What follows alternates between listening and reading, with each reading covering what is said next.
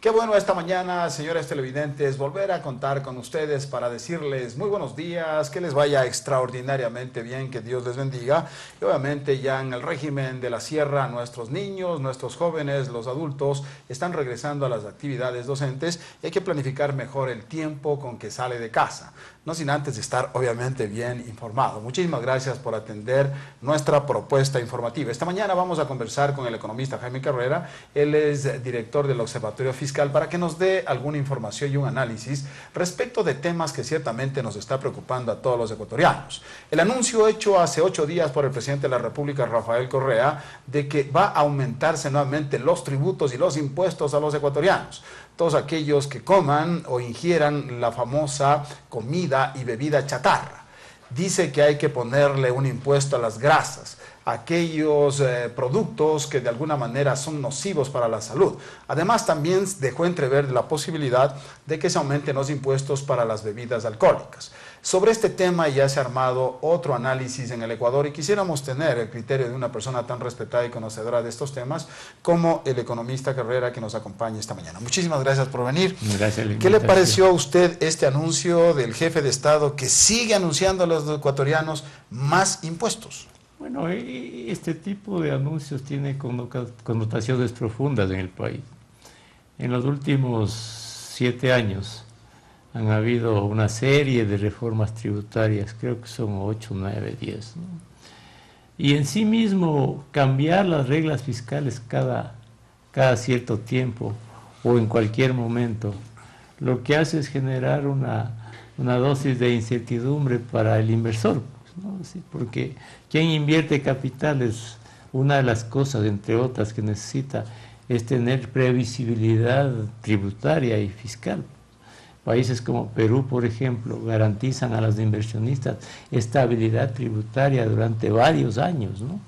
Entonces, este tipo de anuncios, en el fondo lo que hacen es alejar la inversión y las posibilidades de progreso de la gente, porque sin inversión no hay crecimiento, sin inversión no hay trabajo, y sin inversión no hay bienestar para las personas, ¿no?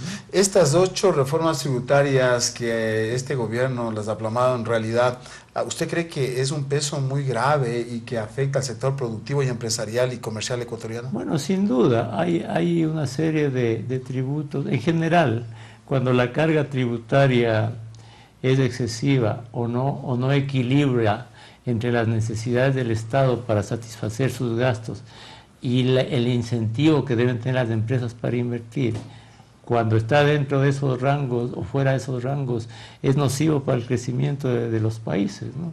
Y hay impuestos en el Ecuador que son muy negativos, por ejemplo, el impuesto a la salida de divisas. Claro. El momento que usted grava a todas las salidas de divisas, en el fondo grava también a la entrada de capitales y por tanto a la inversión y al crecimiento.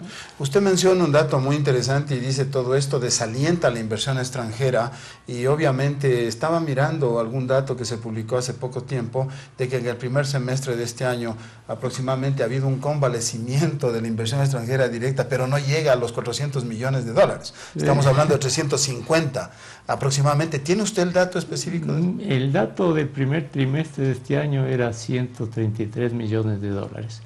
Pero miremos en conjunto en América Latina.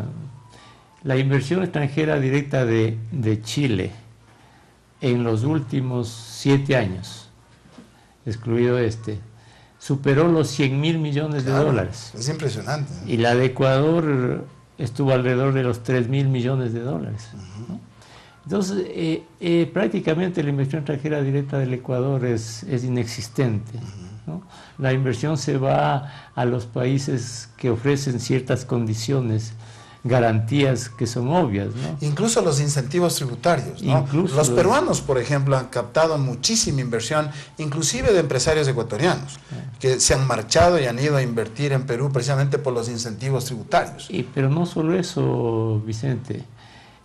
Es el mismo modelo de Estado, ¿no? En América Latina hay estados como el ecuatoriano, modelos en los que el Estado es todo y todos dependen del Estado. El Ecuador gasta la mitad de lo que el Ecuador produce, O dicho de otra manera, la sociedad ecuatoriana tiene que trabajar 6 meses del año para que el Estado gaste esos recursos. Por ejemplo, en Colombia, en Perú, en Chile, el tamaño del gasto público es la mitad de lo que es el Ecuador. Y allá la dinámica de progreso y de crecimiento está a cargo de la inversión privada, tanto interna como externa.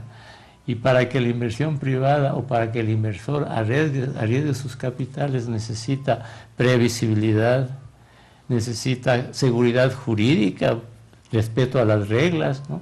Un conjunto de condiciones favorables a la inversión, necesita que la democracia funcione con división de poderes, que los países miren al mundo, que sean amigables al mercado, que confíen en que el trabajo privado es el generador de riqueza, porque no hay otra manera de progresar. Y los países que hacen que el Estado sea el eje de todo, generalmente no progresan, porque el Estado no genera riqueza. Vea usted en Europa, estos famosos estados de bienestar en Europa han colapsado casi todos. España, Italia, este momento Francia, que es uno de los países en los que tiene un amplio sector público, en lo que da una serie de beneficios a su población. Este momento acaba de cambiar su gabinete porque necesitan reducir el tamaño del sector público, limitar las bondades sociales de estos modelos, porque nada es gratis en economía. A propósito de esto, mencionando el ahorro interno, el gasto público que debe existir, pues una de las contradicciones que han hecho caer en cuenta los analistas en que ha incurrido el presidente Rafael Correa, que en primera instancia dijo fuera de aquí el Banco Mundial, fuera de aquí el Fondo Monetario Internacional, y luego tuvo que recular. Y ahora sabemos que ya el Fondo Monetario Internacional al menos ha presentado ya un informe sobre nuestro país. ¿Y qué es lo que dice ese informe? Precisamente lo que usted acaba de señalar, que si no existe confianza, si no existe un control del gasto público, las cosas pueden desbordarse. A propósito de esto, pues obviamente vemos que vienen más impuestos, se van a eliminar el subsidio al gas. Esta es la realidad.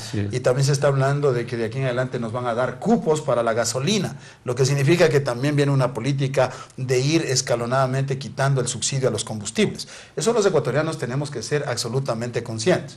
Más allá de eso, el ministro de Finanzas acaba de anunciar antes de ayer y dice que el presupuesto para el próximo año, el 2015, que ya se avecina, cómo pasa el tiempo a propósito, dice que sería de 9.000 millones de dólares y que el déficit estaría más o menos bordeando los 5.000 millones. ¿Cómo mira usted estos escenarios? Claro, no son buenos escenarios, porque el Ecuador el año anterior tuvo un déficit cercano al 5% del PIB. Este año el déficit inicial del gobierno está en alrededor de los 5.000 millones de dólares, que es también un 5% del PIB. Y lo mismo esperan para el próximo año. Pero el 5% del PIB es uno de los déficits más altos de América Latina, ¿no? ¿Qué significa esto para que la gente nos entienda? Significa esto en términos sencillos. Si una persona gana 500 dólares al mes, ¿no? Y gasta 700, le falta 200. ¿De dónde va a sacar esa plata? Claro. Y significa que si le falta 200 tiene que endeudarse, porque no tiene otra manera, ¿no es cierto? Entonces el déficit es lo que le falta al Estado para cubrir sus gastos. Pero no es que los gobiernos pagan los déficits, pues, los déficits los paga la sociedad ecuatoriana, porque cada déficit significa más deuda, así como en las familias, y las deudas hay que pagarlas, y las pagan los ecuatorianos a través de impuestos y otras cargas, que es lo que está ocurriendo ahora. Pero hay un asunto más de fondo, Vicente. El Estado tiene el nivel de gasto de los más altos de América Latina en relación a la producción, 45% del PIB. Colombia, Perú, otros países gastan alrededor del 20-25% del PIB. Si el Estado, por sostener el modelo, persiste en financiar los déficits para mantener un alto nivel de gasto, quiere decir que cada vez se va endeudando más, ¿no? Y como ya el gasto elevado es poco sostenible, porque las variables que sostienen ese gasto ya están agotadas, tributos, petróleo y deuda que sigue creciendo, ¿no? Si el Estado persiste en sostener ese modelo, lo que hace es hacerle más vulnerable al país en el futuro y atenta contra el bienestar de las generaciones futuras. Volvamos al caso doméstico. Si una persona gana $500 y gasta 700 y persiste en seguir gastando 700, ¿qué pasa con esa familia? Se vuelve vulnerable en el futuro. ¿Qué tiene que hacer esa familia? Limitar sus gastos alrededor de sus $500, ¿verdad? Y no endeudarse más. ¿Qué es lo que tendría que hacer esa familia? Decir, si mis $500 no me alcanza, voy a ver otras fuentes de ingreso. Exacto. ¿No? Trato de ganar más. Y para ganar más trato de ser más productivo, más competitivo. Si hoy hay competencia en el mercado por trabajo, ¿qué trato de hacer? De tecnificarme, de mejorar, de educarme, de ser más productivo. Exactamente lo mismo le pasa al Ecuador. Primero, el Ecuador, con ese nivel de gasto, le ha acostumbrado a la sociedad a vivir por encima de sus posibilidades. Porque a ese nivel de gasto hemos llegado con el petróleo, que no es producto del trabajo de la gente ni del gobierno. Sí.